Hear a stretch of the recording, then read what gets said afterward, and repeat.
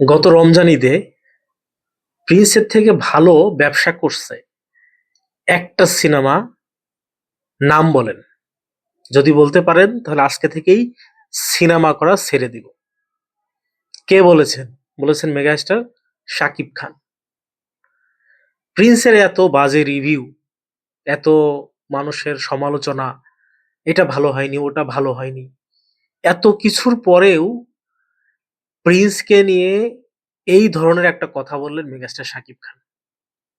তার কারণ উনি কনফিডেন্ট, উনি জানেন যে ওনার যে সিনেমাটা ভালো হবে না, সেটাও ঈদে অন্যান্য সিনেমা যেগুলো রিলিজ পাবে তার থেকে বেশি ব্যবসা করবে।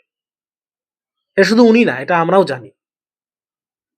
আমি আমার এই ভিডিও এখন যারা দেখতেছেন, যারা শাকিব খানের হ্যাটার্স, শাকিব খানকে পছন্দ করেন না, এরকম কোনো মানুষ যদি আমার ভিডিও দেখে থাকেন, আমি আপনাদের কাছে একটা প্রশ্ন করতে চাই।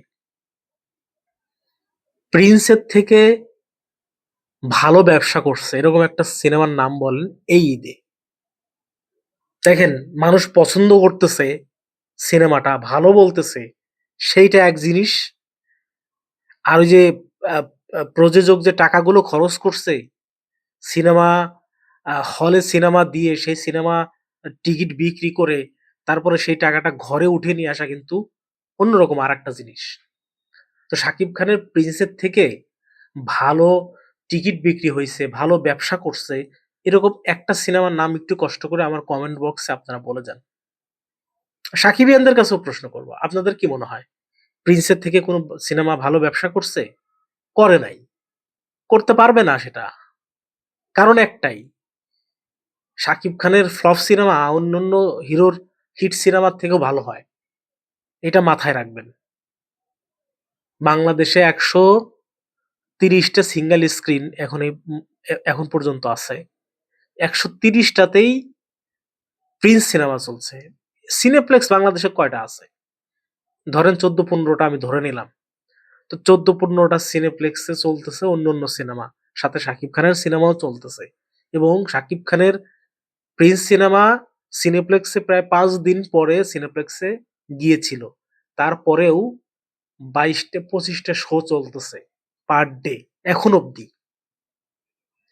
তো প্রিন্স সিনেমা ভালো হয়নি যারা বলতেছেন, হ্যাঁ কিছুটা সমস্যা, সেটা তো গতকাল শাকিব খান নিজেই বলেছেন। তো তারপরেও বলবো যে শাকিব খানের একটা ফ্লপ সিনেমা অন্য হিরোর হিট সিনেমার থেকে বেশি ব্যবসা দেয়।